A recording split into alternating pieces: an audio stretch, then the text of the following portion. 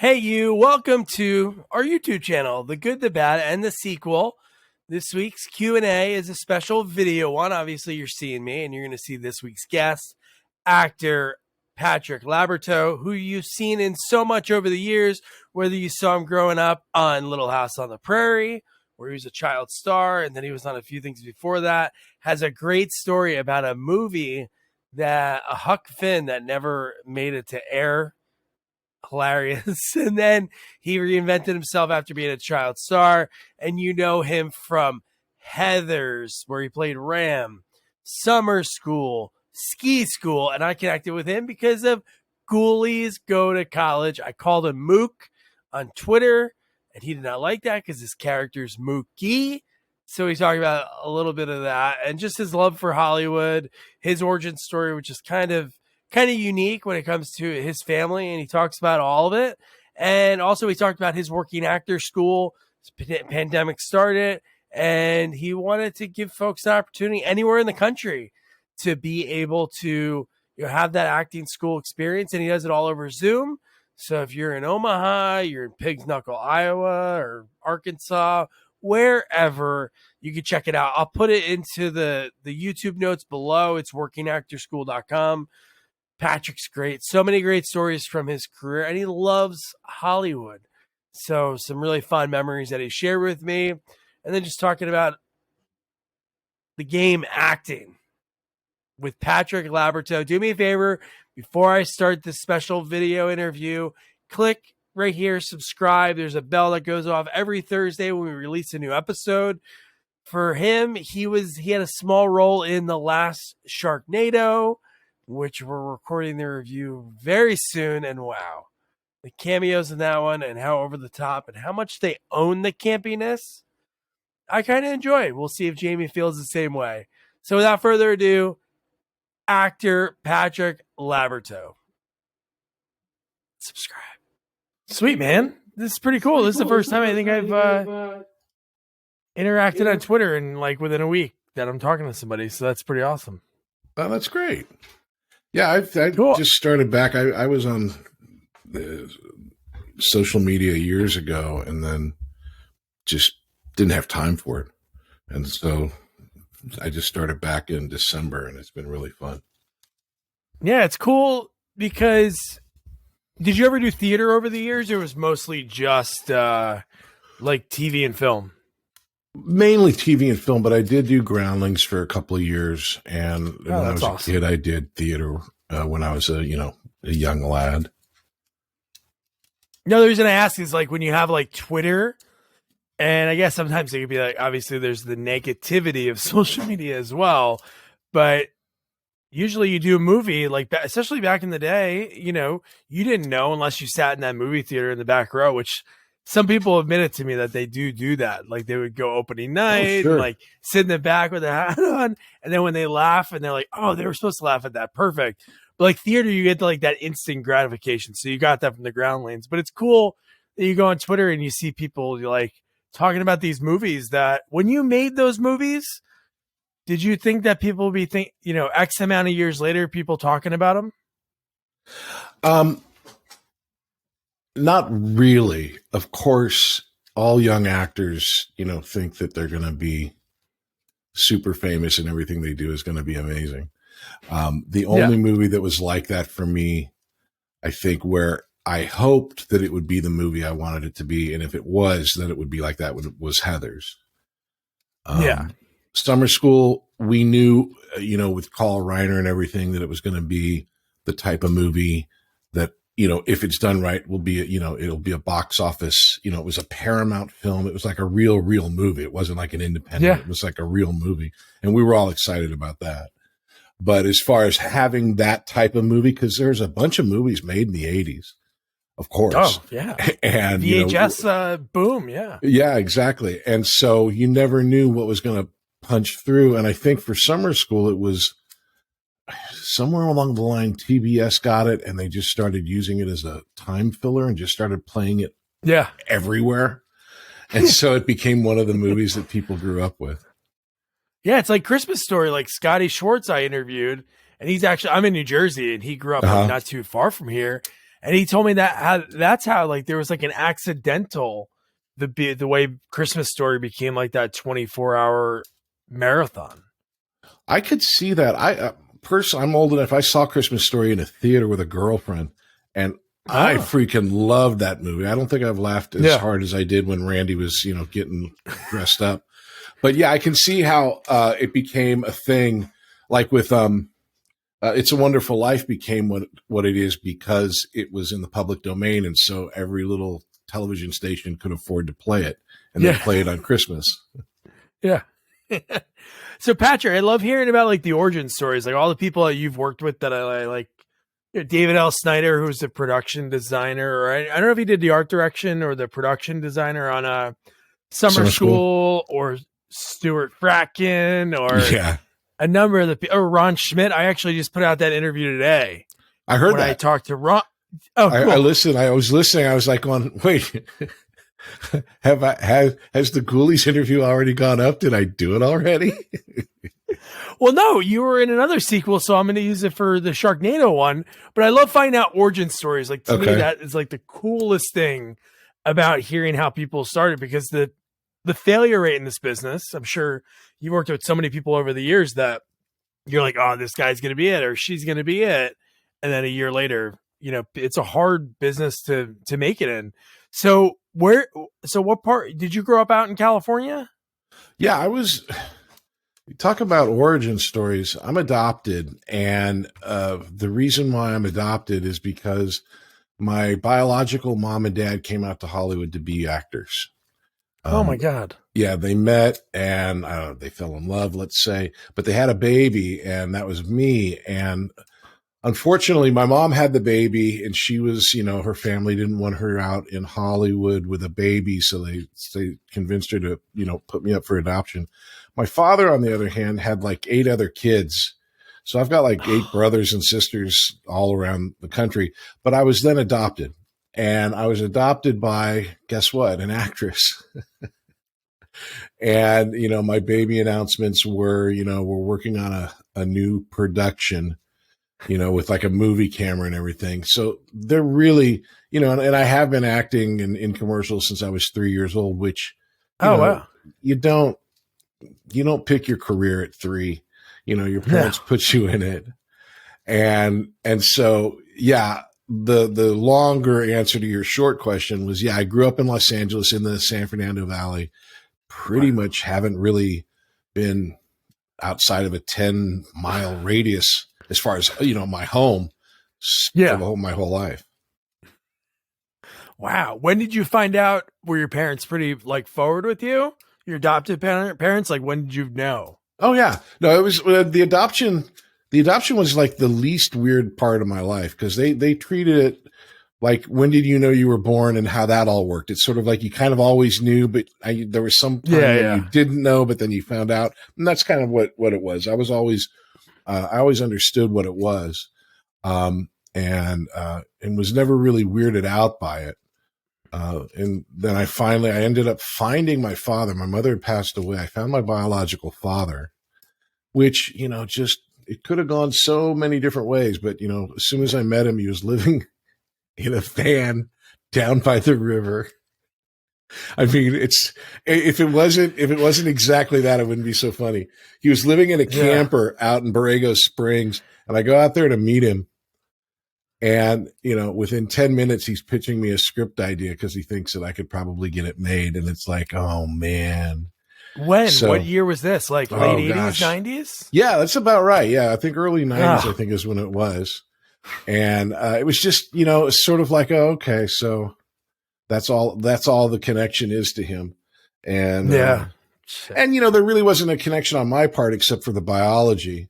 Right now, I don't know what you'll see, but, the way I look right now is the way he looked when I met him, with the white hair and the beard and just pretty much the exact same thing. So, yeah. So right in the thick of it, like no matter, you couldn't, not say you couldn't escape the career, but it was on, either side. It was in your blood, and then, yeah, I mean, it was really, it absolutely, there were times, and there was a period in college when I was going to college, when I decided, okay, well, maybe I'm not going to be an actor, but I did love filmmaking. I want to be a filmmaker. I'll be a writer and a director. And I did that, and I haven't directed yet, but I've written, and my wife and I produced a TV show. I saw that. That's awesome. Thanks, man. Yeah, we were really proud of that, and I had the most fun on that. It was a dream come true, to do that. But yeah, there was a time when I figured, okay, maybe I'm going to do something different, and it was kind of baked in. I just, I kind of love the town. I love the physical location here, and I love Hollywood and the whole thing. So you go back to, you're doing like, what is like print catalogs or actually TV commercials? Yeah, both. Like I was doing I was in like number, 3 or 4 McDonald Land commercials. Oh my God. I did. There was this one print ad where I went in, they looked at me, they booked me on the spot. They took me to the studio to take the pictures. They took the pictures. I'd never seen it happen so fast. And they showed me the storyboard, and I looked literally just like the drawing that they had. And I was like, wow, okay. And then about 6 months later, I'm driving around and I see, it's a picture of me, and I'm smiling, and I've got this big gap in my teeth, which I did. And above it, it says, $1,200 can fix this. And so it was like, sometimes you don't know what's going to happen. But yeah, I mean, there was like little TV parts. They had this thing called, what was it called? Oh, it was like not your show of shows. That's a great show. The first one I hear is This Is the Life. Thank you. This is the Life, where it was like this Christian TV show where they'd tell little moral plays, and I did a couple of those. I did a Tom and Huck pilot, an independent TV pilot for Tom Sawyer and Huckleberry Finn. Just weird things where it's like, they built this raft and they took us out to this dam out in the valley called Hansen Dam. And it basically was stocked with fish, but somewhere along the line, all the fish died. I mean, all of them. And so there were hundreds of dead fish floating, and we're supposed to be on the mighty Mississippi, and this water is not moving. And we're on this raft that these guys made out of telephone poles. And I must have been about 6, 7. And, they've got a stunt guy below it, holding the raft and moving the raft. But, we've got our poles. But even then, when I was that age, I was like, going, aren't they going to see the hundreds of dead fish floating and bumping into our raft? It was just horrible. And of course, no one's ever seen it because it was never picked up. It was, no one ever bought it. But like things like that. Oh my gosh. And then like one of the things on here, an uncredited role in Blazing Saddles, is that right? Yeah, man, that was awesome.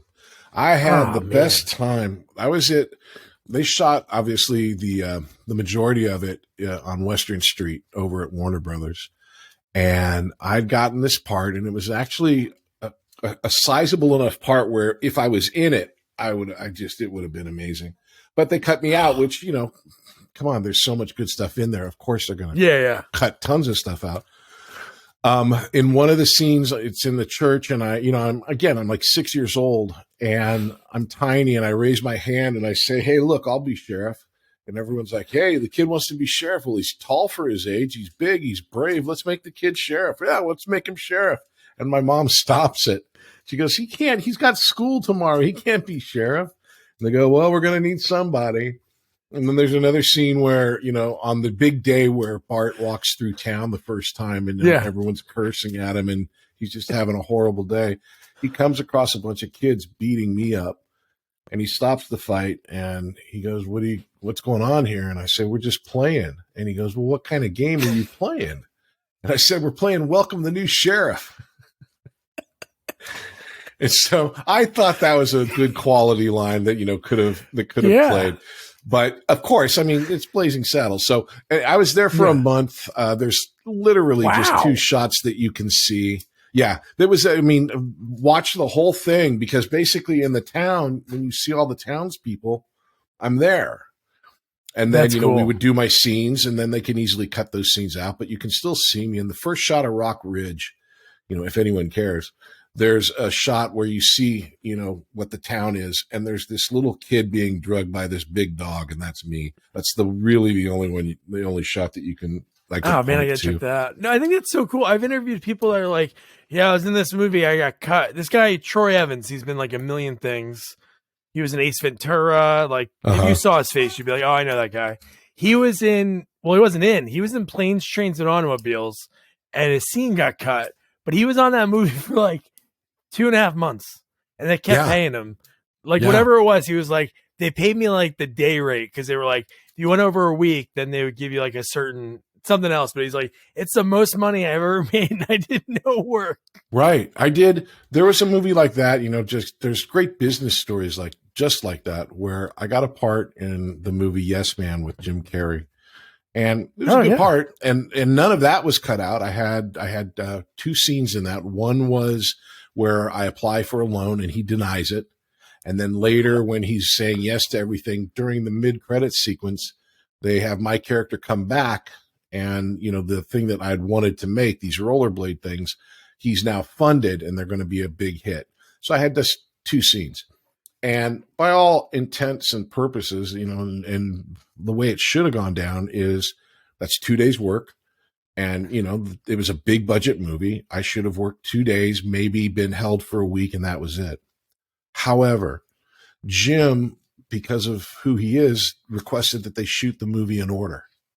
So now I'm in one of the first scenes and I'm in one of the last scenes. And the way they could only do that was to hold me through the whole production. So I got paid more money on that than any other film I've done for 2 scenes. That's insane. Do people ever do that? Or is that like, that's an odd thing to do? It is, and it's really expensive. And so production people and producers, they try not to. In fact, what you do is you shoot out a location. So basically the idea is if you're at the bank and there's a scene at the bank in the beginning, middle, and end, you're going to shoot all of your bank stuff in a week. Yeah. But with the way that he wanted to do it, in order to get the process going, they went back 3 separate times to that same location. And so you've got to pay more for the location. You've got to pay more for the setup. You've got to pay, because every time you hit a location, you got to have a parking place for all of the crew. You got to have a place for lunch. I mean, it's a huge undertaking for everything. But then again, you're Jim Carrey, and the movie was a big hit. I mean, that's a movie with Bradley Cooper in it, and he's like one of the people in it. It's like I have Wedding Crashers were the Wedding Crashers in that were like the movies that he was like, oh, he was in that. And then it took off after that. Yeah. Yeah. And so you look at those and you go, okay, well, I mean, that's a real big budget movie. And I've also done the movies where, I told the story just recently. I did a movie that I'd written called Hollywood Palms. And in the script, there's this fountain in the middle of this apartment complex. And it's really important to the story just because everything happens in the courtyard. And so we needed the fountain.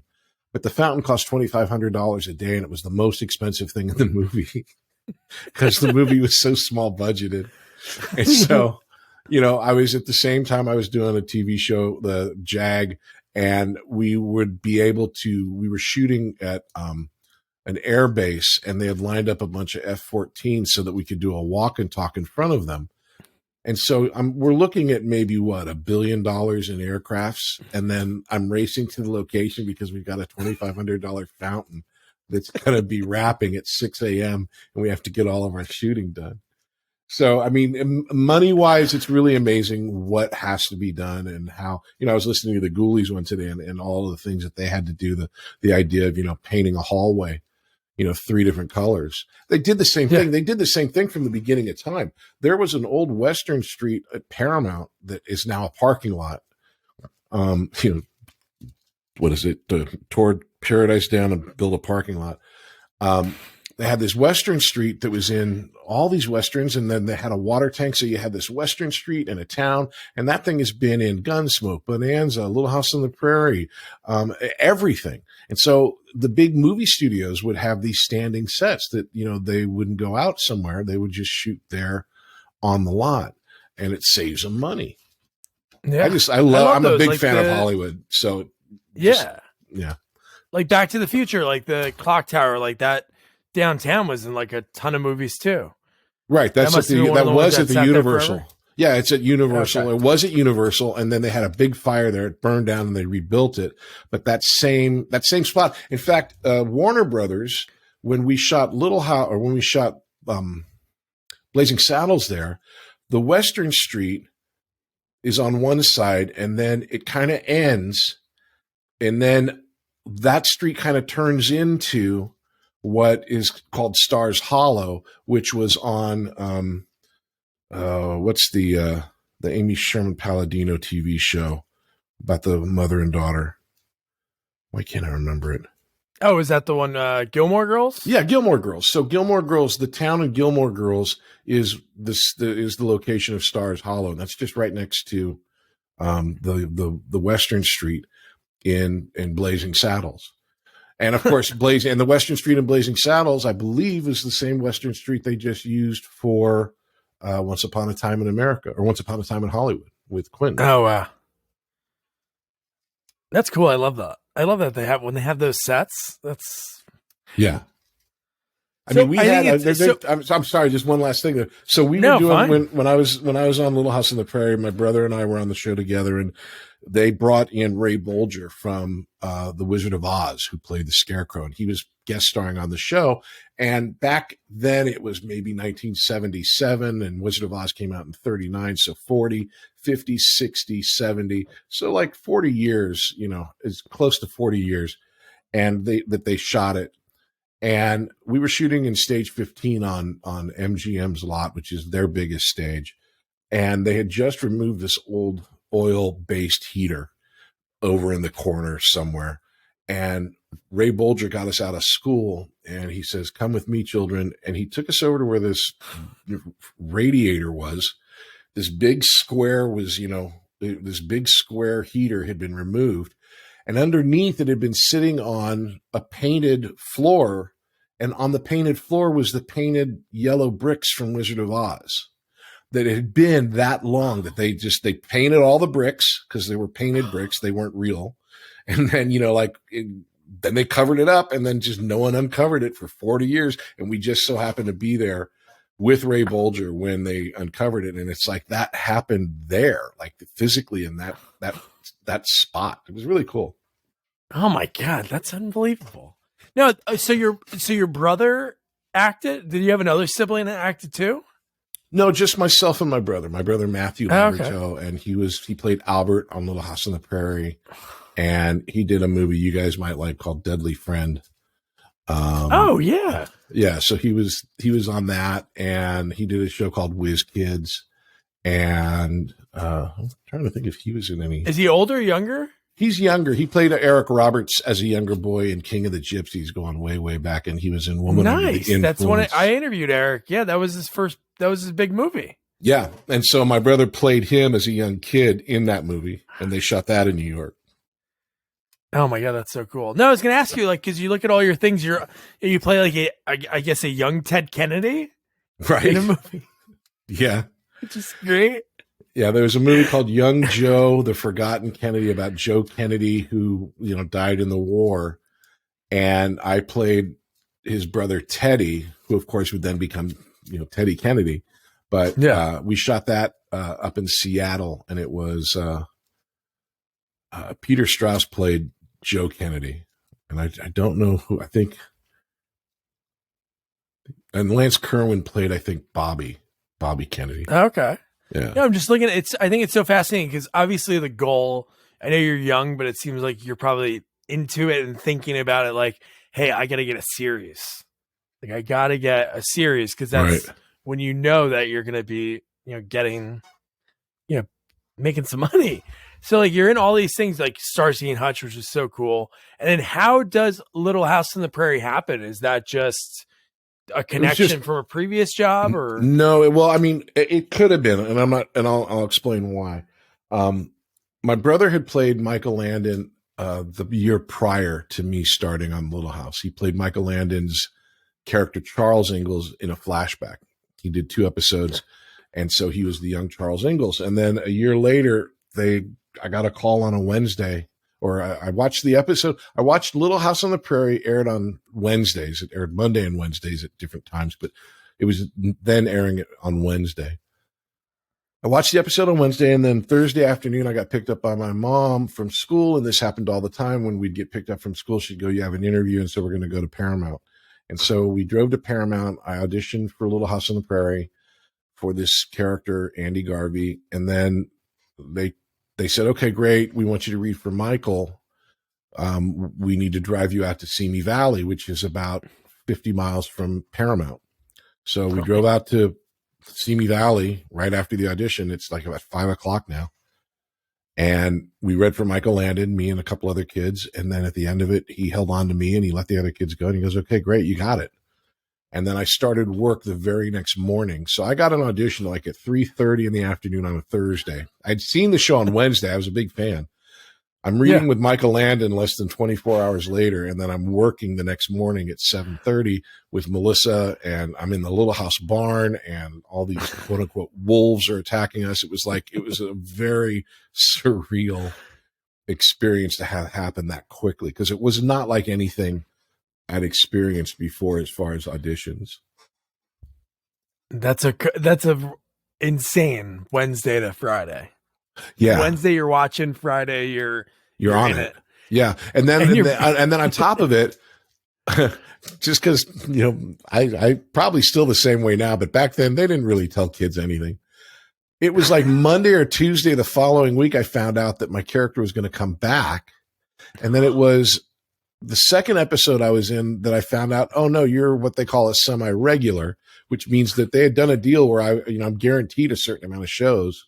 And then by the middle of that season, I found out that I was going to be on for years, and I ended up being on for like 4 years. But it was a slow roll. It happened really fast, but I just did not get an understanding of what exactly was really happening.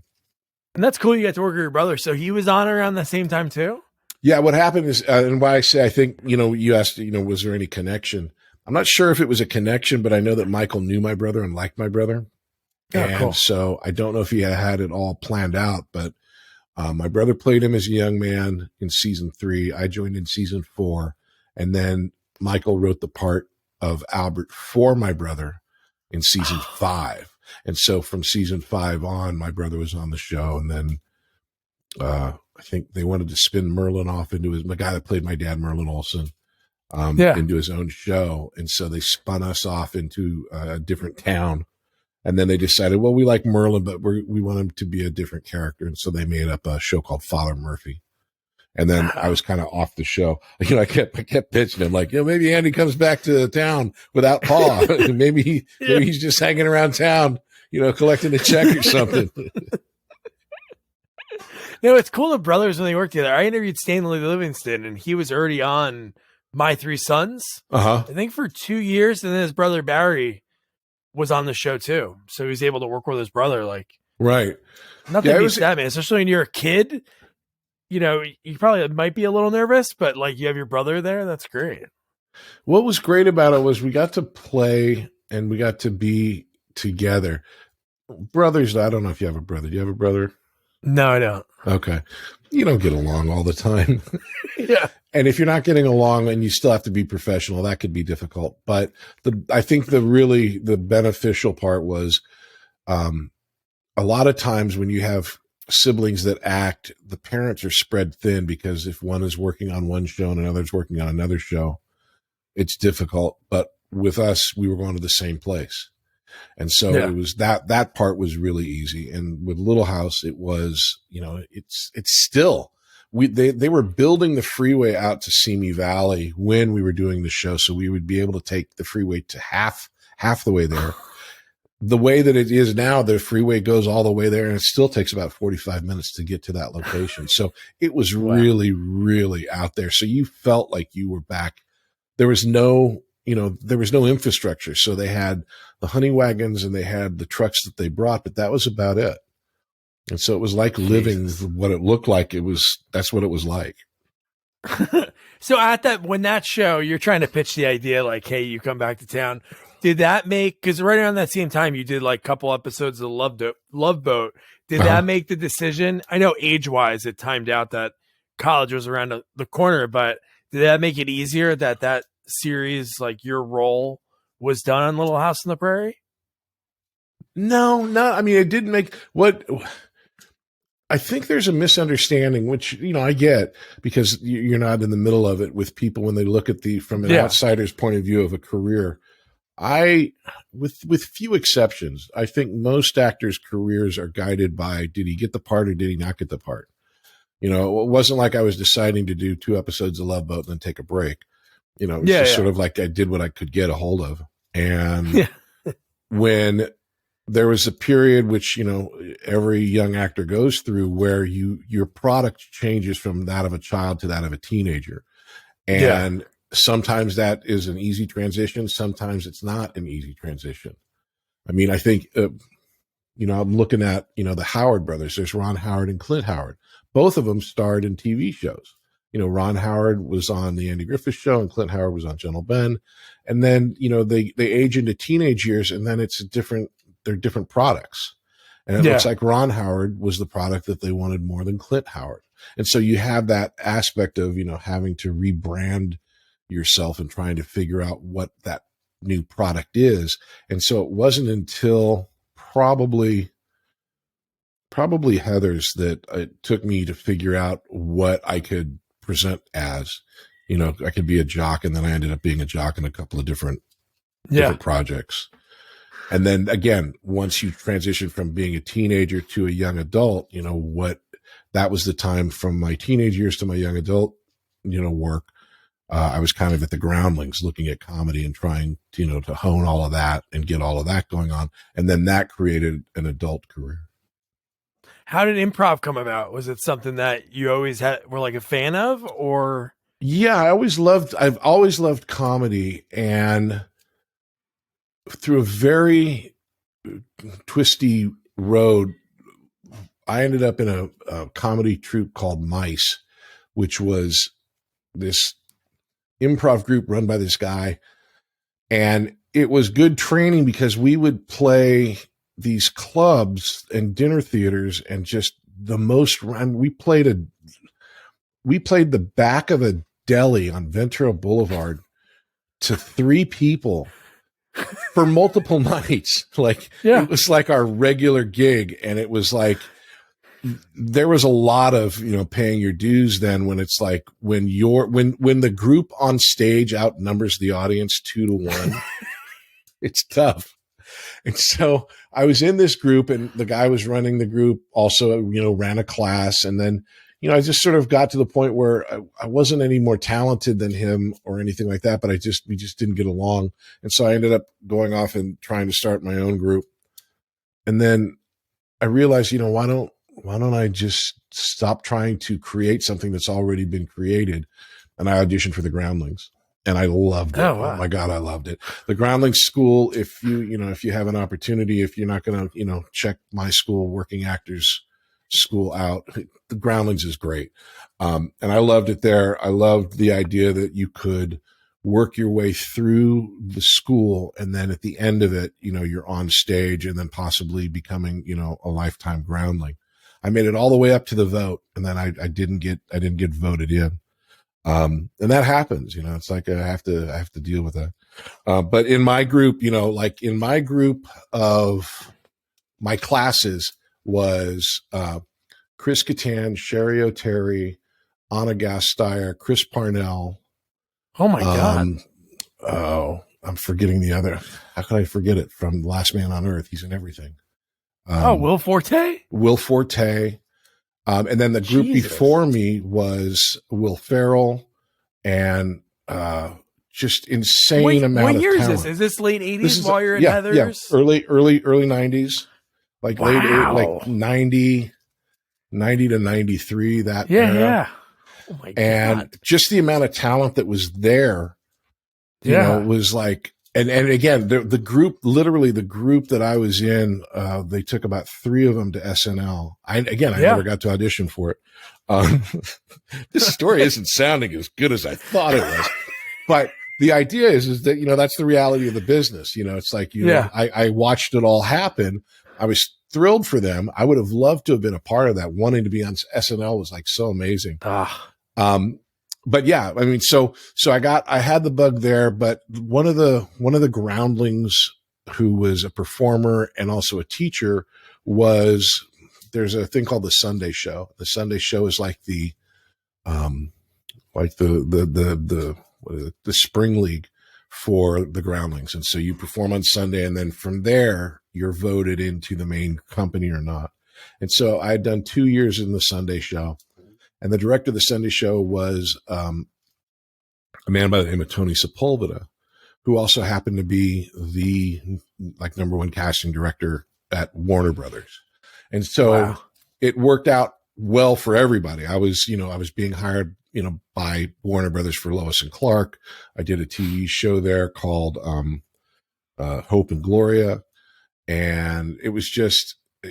I was able to get into things because of Tony, and Tony knew me, and he would recommend me because he knew the work that I could do. And again, for him, he's also looking for talent. So it was sort of like, it was mutually beneficial.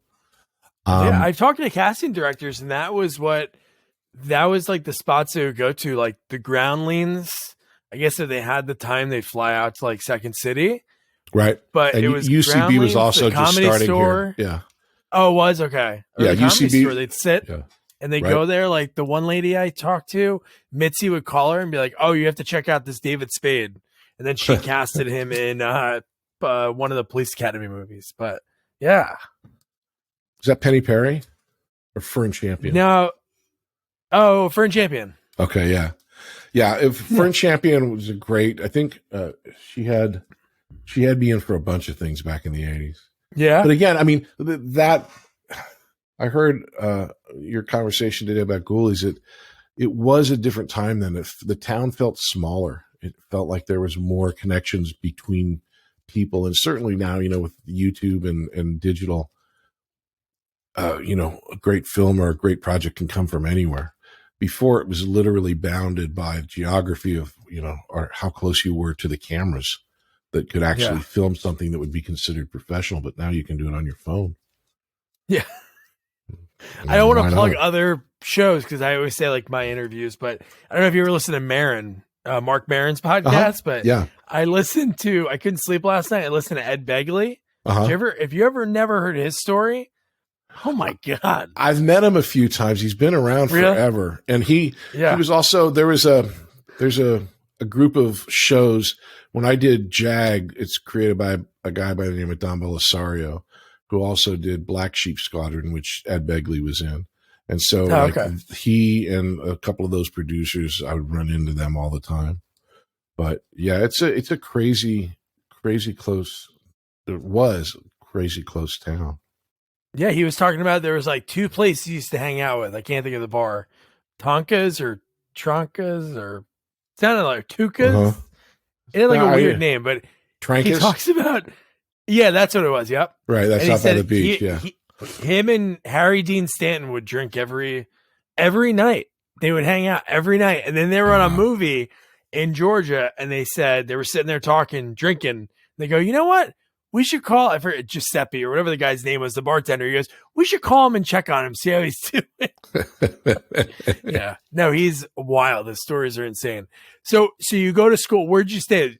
Did you stay local or did you get out for a little bit? Oh, no, I was super local. I went to Cal State Northridge. Oh, nice. They call it Cal State Nowhere. It's a good baseball school, right? Aren't they great at college baseball? They had a good swim team. I didn't know about baseball at the time, but I know the swim team was really more good. recently. I was into swimming, yeah. But I went there. I also went to, I took a few semesters at SC trying to get into their film school. And then basically, when I was doing the college thing, I got a job for a movie called Prince of Bel-Air with Mark Harmon. And that was kind of like the pre-summer school thing. And I kind of had a talk with myself and said, look, if I keep stopping going to college because I'm working in movies and I want to be in movies when I get out of college. Why am I going to college? So I just decided, okay, well, I'll miss out on all the college stuff, but I'm already working. So that's kind of where I ended up. You can do all the college stuff in when you get to 1990 in Ghoulies. You can take care of all the college stuff in 1 3-month filming or 4-month filming for that. Everything that was done in Animal House, we will do in Ghoulies. Yes. So I think it's so cool, like summer school. And I've talked to so many people, like the whole TV, like especially in the 80s, it was like if a certain show had you on as a guest star for a week, it was like from that you were gold. You'd be on so many different shows. So like being in a movie like Summer School, having that like quote unquote like stamp of approval. Obviously you have your credits before that, like being on Little House on the Prairie, but like Carl Reiner, like having a guy like that direct you, is that something that is so big going forward? Because from that point, it's like so many big movies within a few years. I'll tell you, Doug, the one thing that I really haven't made peace with and don't really understand as well as I would like to is I haven't had that experience. Directly with Summer School, working with Carl Reiner was amazing. And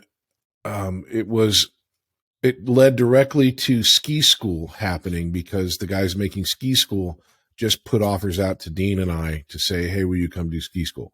And so that was a direct relational idea of like, we want those two guys and we won't pay them any money, but they'll come up to Canada and we'll have a good time and we'll make a movie. And that's what we did.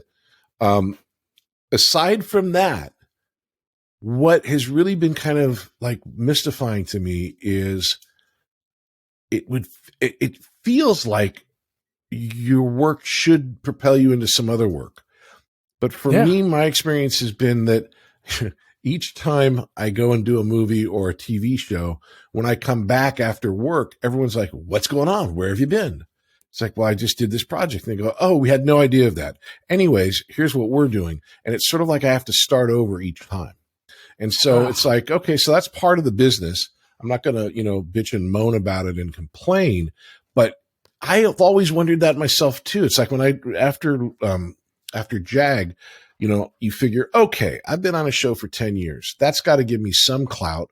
And the idea in my head was, I've been on a TV show for 10 years. When I get off, if I, because a lot of people, once they've been on a TV show, they just won't audition. You have to make offers or that's it. Yeah. If I don't do that, if I agree to audition for anything because I'm not afraid of auditioning, in fact, I like it, then I should have no problem continuing to work because I'm a better actor than I was when I got on the show, just for the fact that I've had 10 years of practice. And I thought for sure that I would never have a problem working again. I questioned whether or not I would be doing the projects I wanted, like, oh, would I be getting big movies or would I be getting, another TV show? But I knew that I would always work. And then I didn't. It's sort of like you look at the IMDb and one thing follows another, but sometimes there's years in between and you look at it and you go, wow, that's, and when you're living through it, especially after JAG, when I thought so much that all I had to do was put the work in. No, I kind of had to restart it because especially with JAG, a TV show that was not beloved in Los Angeles or New York in the sense that it wasn't buzzy or hip or anything, like that. People just didn't know what I was doing. And they literally would say to me, I'm so glad you're back to acting. Like I've been acting. Oh my gosh. And it's like, just maybe look at my resume before I log in. Yeah. Damn, man. That's crazy. It's so weird that when you're on a show for 10 years, you think, but why didn't they like it? Like New York and LA, was it just that? I've run into this as well with Little House. Little House, again, when I got off of Little House, it wasn't a show that the West or East Coast it wasn't a big show. Like, I had this conversation with Michael Landon, of all people. Mork and Mindy had just come out, and Mork and Mindy was this huge rating success.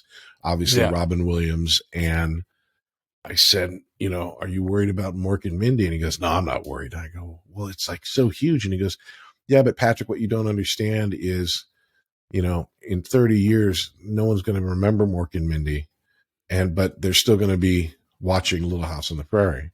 I go, like, in my head, I had access to Michael Landon, but in my head, I'm going, how can he be so sure? I didn't ask him. I wasn't a jerk about it, but he explained, he says, look, we are taking place in the 1780s. There's nothing about this show that will date it. It's already dated. It's already in the past. So there's nothing about it that will make it look weird. Mork and Mindy, with all of its, bright colors and everything. And the one thing he didn't predict, which, how could you, was how big, Robin Williams is going to be. And so how big that would be a part of it. But he was right. I mean, you can find Little House pretty much playing, at least between the hours of 9 a.m. to 3 p.m. You can find an episode of Little House almost anywhere you go, anywhere. Oh, I'm sure. But Mork and Mindy, it's not like that. Same thing with Jag. I had this conversation that I'm having with you right now with Don Belisario. And I said, I think Jag might be the same type of show. And he goes, oh, absolutely. I mean, everyone's in uniform. Uniforms hasn't changed since the 40s. So again, it's shot in the 90s. There were no cell phones. Yet we're still on the air and people are still watching the show. And so that's why those shows are popular and people across the country, connect to these shows, and they're really good shows, which, has a lot to do with it. But it wasn't Cop Rock. It wasn't Miami Vice. But no, Cop Rock got a lot of BS, for being what it was, but it was cutting edge and everyone was excited about Cop Rock. It was, yeah. And all the people in Cop Rock, through, why am I forgetting his name? The guy that created it. All of them, David Kelly worked on it. Wolf didn't do that, right? No. It was the guy that did New York, NYPD Blue. My brain is just having a meltdown. But basically all the people that worked on the show, they got jobs elsewhere because they were on a buzzy show that everyone was talking about. You really didn't hear too much about the actors on The Waltons or Little House or on Jag. My favorite way that I kind of thought about it in my head was, you've heard of Walker, Texas Ranger, right? And who played Walker, Texas Ranger? Chuck Norris. He just turned 82 today. Oh, is it today? Oh, that's cool. Yeah. Chuck Norris, Walker, Texas Ranger. Everybody knows it. He had a partner, African-American guy. Who's that? Oh, I wouldn't even know his name. You wouldn't. And there was a girl on the show. And see how it becomes more and more murky as you go along. It's sort of like, it just sort of doesn't, there's just these shows that have buzz, and, it just isn't, it wasn't the shows that I was on. So, it was a real, awakening to come back to that and kind of realize, okay, well, you got to reinvent yourself again. And then, you can complain about it, or you can just do it and see, what the next thing is. And I'm in that period right now. I'm waiting to reinvent myself into like a next, like grandpa or, into your crazy next Santa stage? Or something. Yeah. So how did you come up with the Jock? Was that just based on what characters that you were reading for? Or was that the character in Prince of Bel-Air? No, the character in Prince of Bel-Air was kind of it was a transforming character, which was kind of useful as far as the character started off as kind of this dorky loser who turns into this sexy beast that Mark Harmon trains. The whole idea was that Mark Harmon was this man boy who is hired by a rich man to help his son become cool. Sort of like, just like I can't remember it. But basically that's what it was. And so, my character went from being like this loser guy to being, this buff tan guy who was having three ways thanks to Mark Harmon's, tutelage. And so that did a lot to literally show a transition in the film itself. the beginning of the film. I'd been working out, and it's like I was in really good shape at that time, and so they had dressed me in all of these clothes that just downplayed everything. And I've got a round face, so it didn't look like I was, like I looked like what I looked like. And then by the end of the show, they're taking my shirt off. They're throwing fake tan on me and doing all of these things. So it looked like this big transition. And then because of Prince of Bel-Air, which Mark Harmon was in with Kirstie Alley and also Dean Cameron. Dean Cameron played one of his assistants. Basically, Mark got the band back together again and said, I want these kids in the movie. And so he had us come and audition. And he goes, I wanted Kirstie for the role of not Robin, but Jamie. No, not Jamie. That was in Prince of Bel-Air. And so it was really type of a coincidence. So I guess that's two projects that one led to summer school, and then the next one led to ski school. So those three were connected. Stuart was telling me about Dean. Dean was like that guy. I don't know if it was after summer school or he was like every role that fit that character that kind of like Stuart played in like Beans Baxter and Teen Wolf 2. He was like, Dean was the guy at every audition that I'd see. And he goes, who would get the part? Dean would get the part. Dean's amazing. Dean and I have worked together a bunch. We wrote a movie called Hollywood Palms, and nice. We did. So it was you and him with together. The fountain. Yeah. It was us that came up with the idea that we needed a fountain to begin with, and it was, a really amazing time. And it's a perfect example of he's not any less talented. He's more talented. I'd love to see more of him. Same with Stuart. Yeah. And it's so cool, the connections. Obviously, I wouldn't know that you and like Dean, but it seems like Dean and Richard Horvitz. Is that his name? Yeah, Horvitz. Yeah. They're still buddies. Yeah, and they were doing like a joke a day when the pandemic started, and then like Stuart was hysterical. On one of them. Yeah. No, it was so deadpan. I just talked to Richard maybe 2 weeks ago, and I love him. And and it's like, he's super talented. I mean, he's got a crazy animation career, which he's a big time writer, right? Voiceover guy. Voiceover. Yeah. Like Invader Zim and Angry Beavers and just Ricky and Billy and Mandy, just amazing talent. How'd you get into that? Because you got into the voiceover work in the 90s, right? Yeah, I did. I got into it by being at, it's like, here's the story. I was at this Hollywood barbecue and an agent found me and suggested that I go up for an audition for him. I got the audition. I read with one of his clients. His client recommended me. He signed me, and he's been my agent ever since. The reality was, the Hollywood party was, you ever go over to your friend's house and there's like three of you looking at a barbecue waiting for it to get hot? And it's not a party.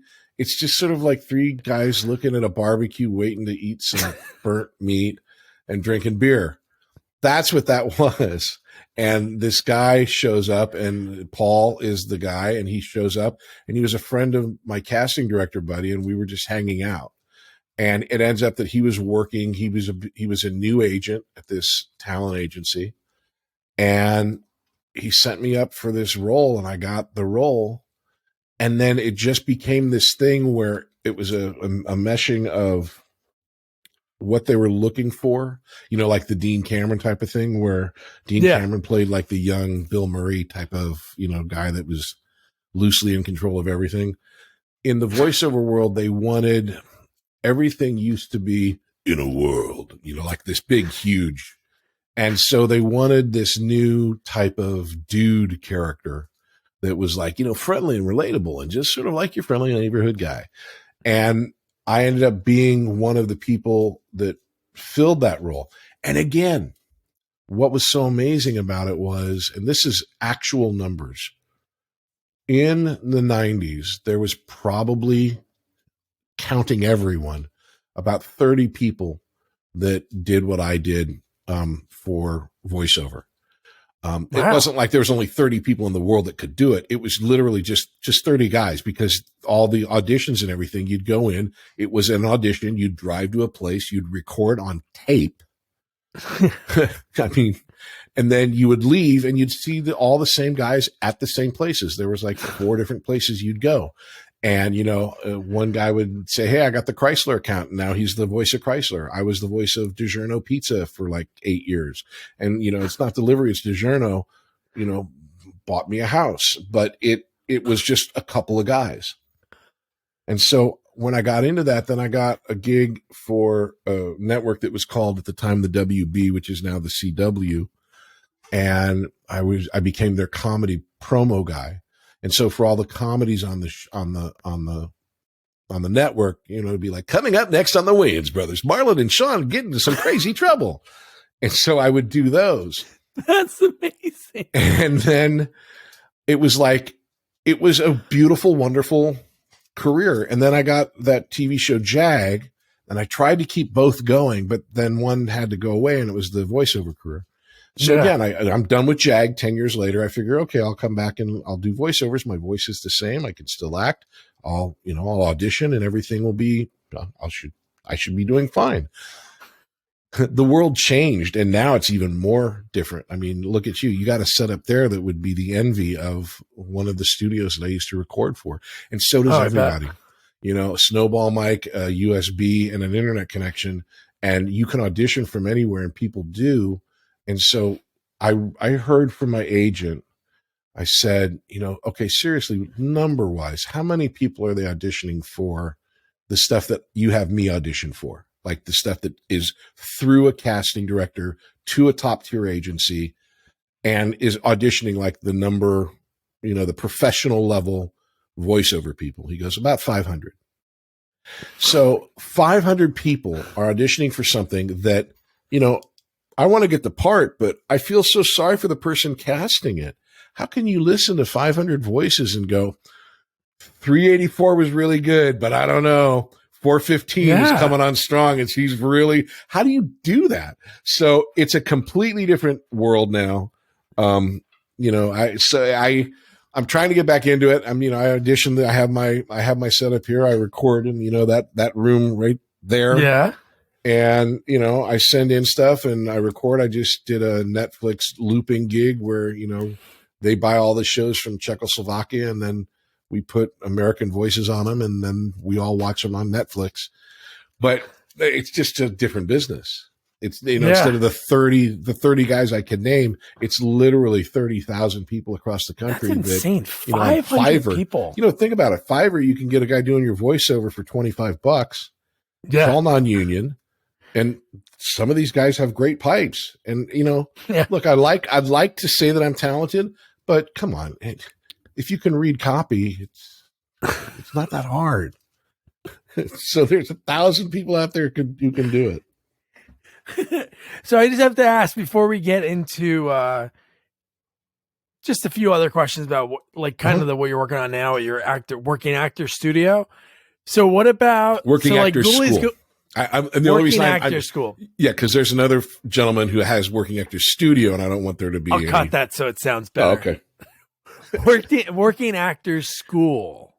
Right. So before we get to that, and I kind of ask about Ghoulies Go to College, just from what like Ron talked about, like working with John Buechler, who's like really a legend. Like he directed a ton of movies, but I love Friday the 13th Part 7.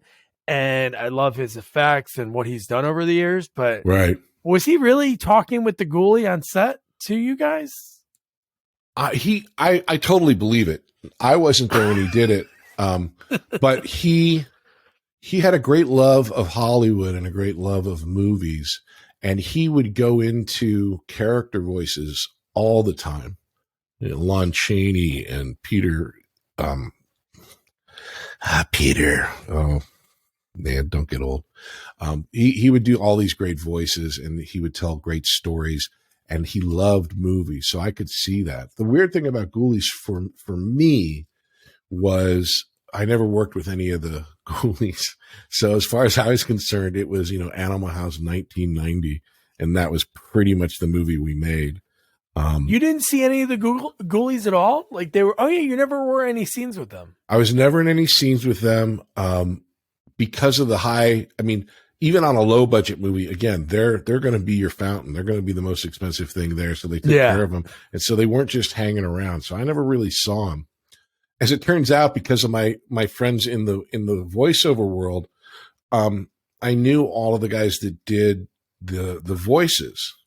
And then, of course, they became, Bob Bergen is Porky Pig and SpongeBob and Richard Kind. I mean, it's a crazy. The fact that Richard Kind was the voice of the cat ghoulie, right, was like the biggest gem, because we cover a ton of movies that some sequels that people really never, like Meatballs 3. I never knew there was a Meatballs 3, but that's the one with Corey in it. No, that's 4. So that's Meatballs really 4. Okay. Meatballs 3 is with a young Patrick Dempsey, and he plays Rudy all grown up from the first movie. Okay. I love that they're still trying to connect the characters. And the first scene of the movie, it's the exposition of, hey, Rudy, Tripper, and he's reading not a will, but something that's signed off to him, the camp's yours, Rudy, from Tripper. He's reading it. It's so ridiculous. But no, I'm sorry, I got to stop it there, because Meatballs to me is one of the greatest things in the sense of Ivan Reitman, you had Bill Murray, they made this, they spun gold out of, literally nothing. And it was all about Bill Murray. And then 4, 5, I don't know however many sequels. I think they stopped at 4. I think they stopped at the Corey Feldman. What they did was after 2 has a good cast. That's John Larroquette. Yeah, but it's not. But it's Bill Murray. That was the whole thing that was so funny. It's the same thing with they did a good job with Ghostbusters again, but you look at Ghostbusters and it's a goof of 3 of the funniest guys that were out that were in comedy at that moment. Sorry, go ahead. So same thing with Ghoulies. Same thing with Ghoulies. Yeah. But the fact that they made him talk in that one, because they didn't talk in the other ones, and there was one point in the movie that I really wanted both of you guys, because I'm sure you know the movie by heart. I'm kidding. Oh, yeah. But the scene where you're peeping when you guys are doing the panty raid, and the Ghoulies somehow are doing the panty raid, and they're actually nice guys because they chop the very creepy security guard that guy, when he's asking Eva LaRue for all the panties in the house to borrow them. But when both of you guys are both peeping on the Playboy model, and it looks like you guys are looking at her, but you're not, and you both jump through the window, that's when I thought you guys were finally gonna converge, but it never happened. No, in fact, it never occurred to me how weird it was until years later. But yeah, I personally didn't have a scene with them. And it was I remember having fun on the movie. I remember it being John was a really fun director, and everyone was really creative. The art direction was really creative. And the show was lit beautifully. I mean, it's they did it's a feature, a big movie, a big studio job on the lighting. And it was just, Jason Scott Lee was one of the guys in Crazy. Right. I mean, it's I remember working with him, and I apologize to everyone. This is the disclaimer. Please don't hate me. This was the 80s. I'm telling a story about the 80s. Okay. I don't approve of any of this. So he's playing this guy who's Asian, and this is of the year of, Long Duck Dong. And we were doing the scene, and his line was, he had named his stereo Mr. Yamabachi, and, the Ghoulies busted up, and we do the scene, and he goes, "Mr. Yamabachi, what have they done to you?" Cut. And he turns to me and he goes, "Patrick, I swear to God, I can't fucking believe I'm doing this. It's this is the worst. This is the worst." And I go, "Dude, you got to do what you got to do." But yeah, we would hang out and talk. And one of the guys that would hang out with us was one of the extras. And this extra was this really tall kid. And they dressed him up like this really geeky guy, from basically they dressed him up like from Animal House, like the geek from Animal House. And so he was always in the scenes with us because he was taller than us. They could put him in the back and he would be really, he'd look really good. So we started talking to him and it's like, he didn't have a SAG card. So me and Jason and Evan, the guy that played the lead, talked to the producers and said, look, you got to Taft-Hartley this guy. You're putting him in everything and it doesn't cost you anything but like $200 and it would be a start for him. And that was Matt Lillard. And Matt Lillard started right then. And at the time, my dad had an agency, a talent agency, and he took him on and he got him his first gig over at MTV called Skate TV. And it was like SKA 8 number, Skate TV. And so he would go around on MTV and report on skating stuff. And then, as things continued, my dad called him in and said, look, Matthew, I'm going to have to drop you because I'm not a big enough agent and you're going to be a big star. And so we're going to help you get another agent. And, that was how, I met Matt. And to this day, he's one of the nicest guys. And still after all of his success and everything, if I call up and, if I have, hey, could you do Shaggy for me? For a friend of mine, he's like, he drops whatever he's doing. And, he's amazing. And Jason, the same thing, after Bruce Lee and Rapa Nui, like a 1-2 punch, this guy's, international movie star. And, it's just like, he's not Mr. Yamabachi no more. He's not. No, there's a scene when I realized that it was Matthew Lillard, he's like walking down the hallway, like Skip is, I think he's talking to Eva LaRue and he's walking down the hallway and he like almost covers his face in like this really weird way. And I had to pause it. I'm like, holy shit. And I think his name then was like Matthew. Because I don't think his real last name's Lillard. It was like something different. I kind of remember. No, I think, and I could be getting this wrong. This is years and years ago. I think his name is Lillard, but he was going by like Matthew Lane or something, some Hollywood. Oh, version. That's what it was. Matthew Lane or Lynn or something. Yeah. Yeah. Yep. That's great. What a great story. Yeah. And it was wonderful because, you do these things. And at that time, it wasn't a story. At that time, it was just this guy who just come from the American Academy of Dramatic Arts and he got a gig being an extra and he made it happen. I mean, it was like, just give him his SAG card. But you were, no matter what, you were being a kind guy and look at the way it turned out, you never know. Well, you never know. And you hope it turns out for the best like that. And I would like to say I've done it a ton of times, but not really. I mean, it really is. I mean, he really did stand out. I mean, and he was a super nice guy. So you want to do things for those people. No, that's good. Yeah. Like we talked about, like Heathers and then Ski School, which, man, I don't know of any other movie. I watched it again the other night because I watched it before I talked to Stuart. Like, I think it was a couple of years ago now that I interviewed him.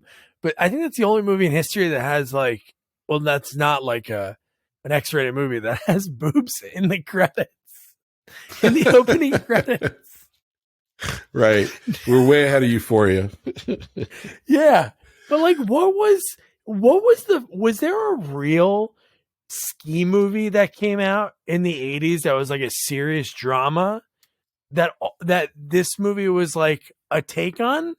Because it's so crazy right from the jump. It's like this super rivalry between the two. And I was trying to think if there was one in the 80s that was more of like a drama, like a teen drama, but I couldn't think of any. I'm unaware of one. I know Warren Miller did all of the great ski movie documentaries. And in fact, a lot of the ski guys that were in Warren Miller films, were in this movie. Oh, nice. We shot it up in Whistler, British Columbia at Blackcomb Whistler. And we were in a premier place for skiing, of which I'd never skied. And I lied my ass off and said, yeah, I can ski. Really? And, they kind of discovered that I couldn't when I couldn't figure out how to get off the ski lift at the top of the mountain. And they go, you lied to us, huh? And I go, yeah, but I'm here and you can't fire me now. So they had a stunt guy do all of my skiing, And then I had to ride on the director's back to the different locations because I couldn't ski to the locations. It was embarrassing. But so they had all these great ski guys from all these different movies. But I mean, there was another movie with Roger Rose called Ski Patrol. And again, I know Roger because Roger is voiceover guide. So we knew each other and we've talked to each other about it. And we will talk to people who saw the beginning of Ski Patrol or the beginning of Ski School and then watch the end of our movie or his movie. And they don't know they're two movies because Ski Patrol and Ski School, you got your Taco Bell and other things. You're not really paying attention. You're laughing and that's about it. And so we came up with the idea that between it, there's a movie called Ski Patrol School, which exists in people's minds, but never existed in reality. But I think Ski Patrol was probably if anything, I think these are variations again on Animal House.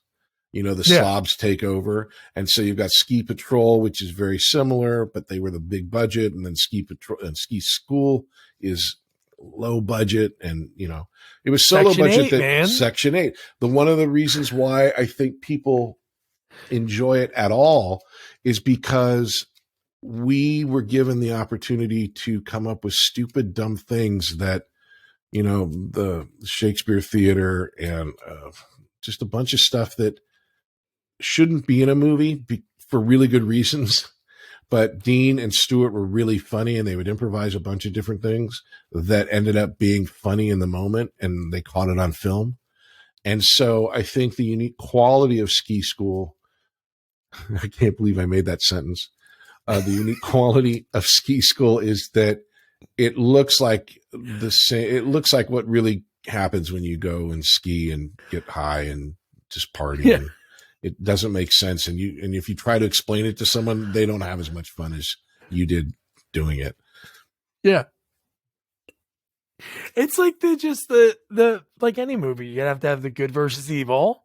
And, you know, you have the preppies or the socias versus, right, you know, the greasers. And then you find the stereo system and the lights. Like, exactly. It is boring, dull party.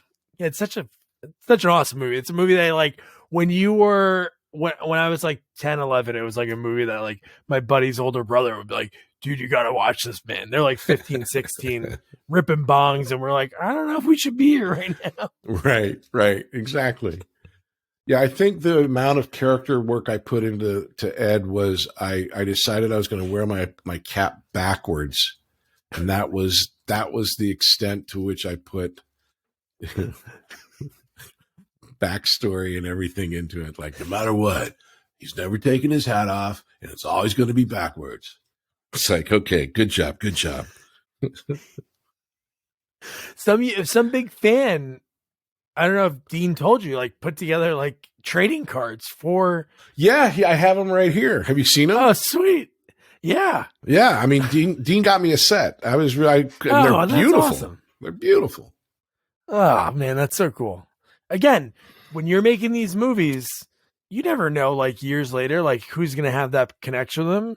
Like even people that I talk to that made like movies that at the time, like this guy who made a canon ninja movie, he made Revenge of the Ninja and he thought nobody would ever see it. He put it in the can. He went to the movie theater, did the old, like sit in the back of the theater. He's like, oh my God, these kids are going nuts during these, you know, fighting scenes. And then he goes, and now Doug, I'm talking to you, you know, almost 40 years later about the same movie. I never thought that would happen.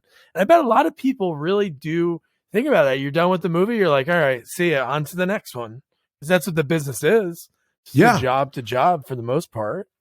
Look, I got it with Ski School. I remember, again, that happened quickly, not as quickly as Little House, but, you know, they said, hey, we want to do this movie. I said, yeah, great. Here's the script. We're going to be flying you up next week. And I remember being in Canada, calling my agent, you know, because there was something with the contract. And I call my agent and I go, you know, so what's going to happen with this part of the contract? And they go, well, first of all, you know, they can't do anything because you haven't left Los Angeles yet. I go, no, I'm here in Canada. I'm in the production office. And they go, you're in the production office? Like, just it was not well put together. The communication wasn't that great. And it was, I mean, by the time we were done, I think we were up there for 3 weeks, I think, total. And that was it. And, you know, you're done with it. And you don't, but again, remember, we're in British Columbia. So by 10 o'clock at night, it's still dusk. So there was lots of shooting time. And it was just, I was done with that movie. And I came back and that was a quick job and back to auditions. You don't think about it. To be honest, I didn't even think it would ever get released. And it didn't for another year. And then they reshot a whole bunch of things a year later. And then they had me come in and you were talking about the opening of the movie, the entire movie opening where, you know, there's the voiceover where the guy's explaining everything about who everyone is. That's me. They just had me do it, and not as character, but just as a voiceover guy. They said, you got a good voice. Why don't you just, you know, read all of this copy to explain the whole movie? And so, you know, you do these things and you just don't know what's going to happen. The only one that I did know if it worked, if it was going to be anything, was Heather's. And I was completely wrong. I thought it was going to be a big hit, and it came out and it bombed. And I was like, well, I guess I totally got that wrong. And then it became what it became, but it took years. So many movies that are like that become like these cult classics, like just don't, like the Monster Squad. I think that's like one of the coolest movies. You have these these pre-teens going against, you know, the Universal monsters. That movie at the time, like, did nothing. Yeah. And I mean, what's so funny is I rewatched it because I love that movie. And like the credits, it's like, I was so surprised. Like the director ended up directing episodes of Jag. The cinematographer ended up directing episodes of Jag. Fred Decker? Fred Decker and Dwayne Dunham. Yeah. And just all these people. Shane Black wrote it.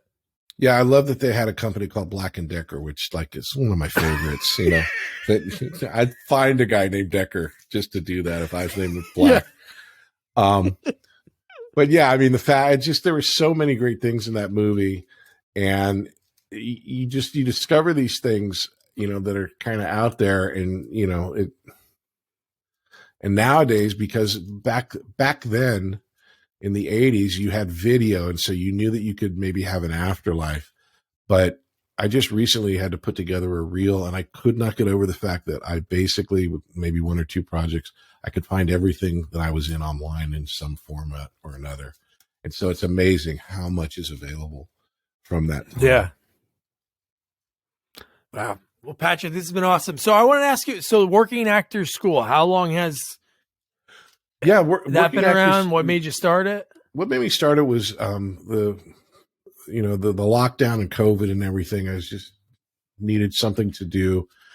And having been an actor from a young age and been at all these different levels, as far as, you know, a kid actor, a teen actor, I just have all these experiences from a working actor's perspective, from being on the set.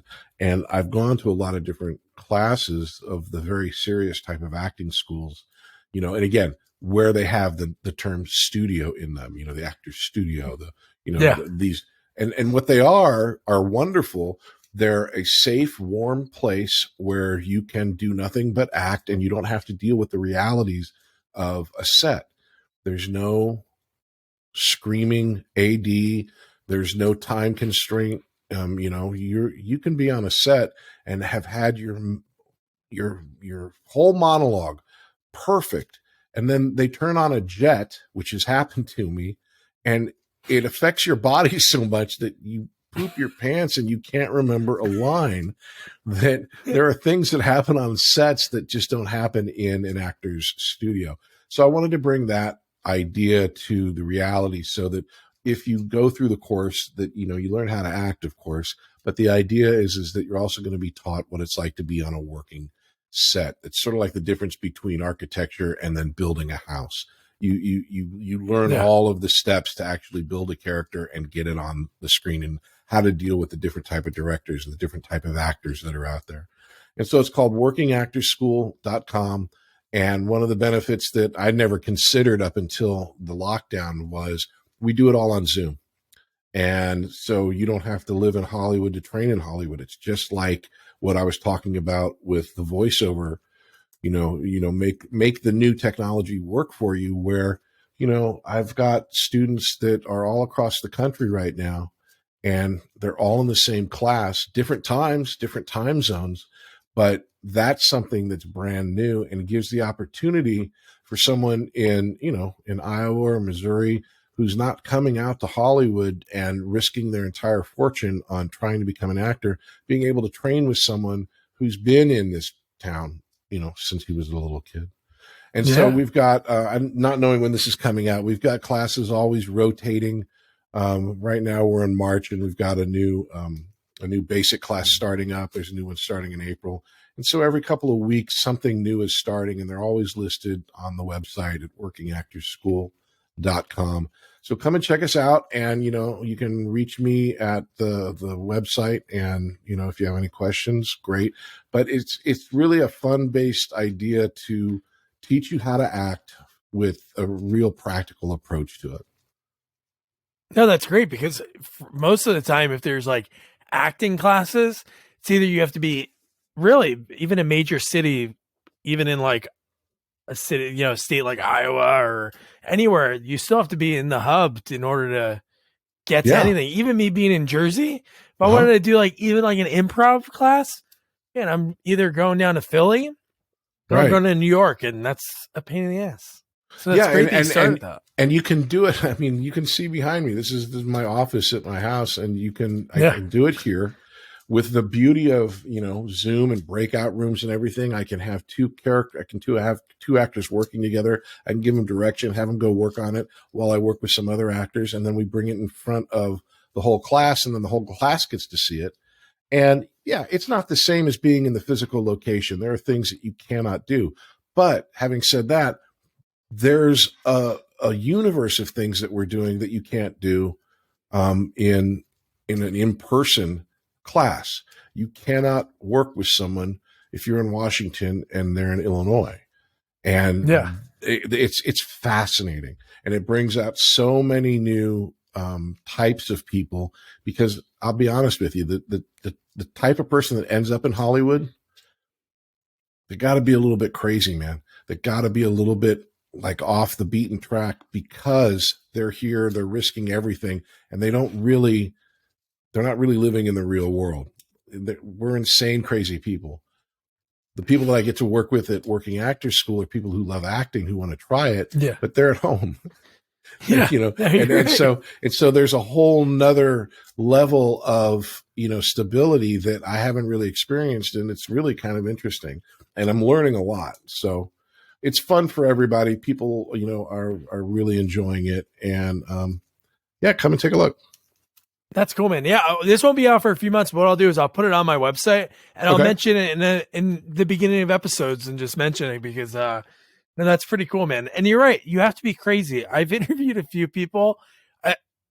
There's a ton that their origin stories include going to LA and risking it all. It was going to be my last audition, and then I got the role finally. But one was like DB Sweeney. Right. He was doing an acting school in New York, and he's got such a tough guy. That wasn't over face to face on Zoom, but I feel like he was just he just has this look about him that I feel like some of the things that he was saying, his stories were just and I was about to almost pulverize a guy, because he was such this intense actor. But he was in acting school, and they basically said, hey, because he wanted to be able to get people in front of him. So he convinced somebody at the school to let him use the theater on a really weird night, whatever is the slowest night. And they're fine, whatever, do what you want. So he went, handed out flyers, put them on cars, and he got people to come in. Not a ton of people, but one of them happened to be somebody. Right. And they got him his first role. And then he was working with, working with the whole Estevez Sheen family. His first 4 movies were with either Charlie or Martin Sheen or Emilio. Yeah. Yeah. And with anything, when you have passion, you're going to have the extremes, the bell curve. Yeah. And the bell curve and the top of that curve, or the edge of that curve ends up going to New York or LA. And then the middle of it is in the middle of the country where it's like, I still want to have food, but I like to act. But what can I do? Gotcha. This has been awesome, man. Mookie, one thing I have to say before I let you go, I really think you should have got the perfect end of that script of Ghoulies Go to College would have been if you got the pranking crown. I agree. After the fight, that's a great theory, which I thought, right? You're right. Yeah, it's like, come on. Skip's got to be, handing it down. He's moving on. Yeah. He's got a girlfriend. He's settled down. He's learned his lesson. And like you said, not Flounder, like in Animal House. The guy who plays not Flounder, he says the craziest exposition I've ever heard in a movie. He explains that the competition's over, that they got together and had an emergency vote, and we won. Right. Play the credits. You got to tie that shit up. But the end of the movie, one fun fact, the final song, which I think is the coolest song, the end of the movie, it's such a good track. It's a band that I can't find anything on, and the soundtrack never came out. They're called Doug and the Pontiacs, and you can't find the song anywhere or the band on Google, which you think you can Google anything and get something. Right. When you Google the band name, you just get, there's a party going on and like 2 websites. Or on YouTube, you can listen to the final song with the credits, but you can't find it alone anywhere. Crazy. Wow. It's going to be the next great internet search. I'm going to make that song famous. Man Quest.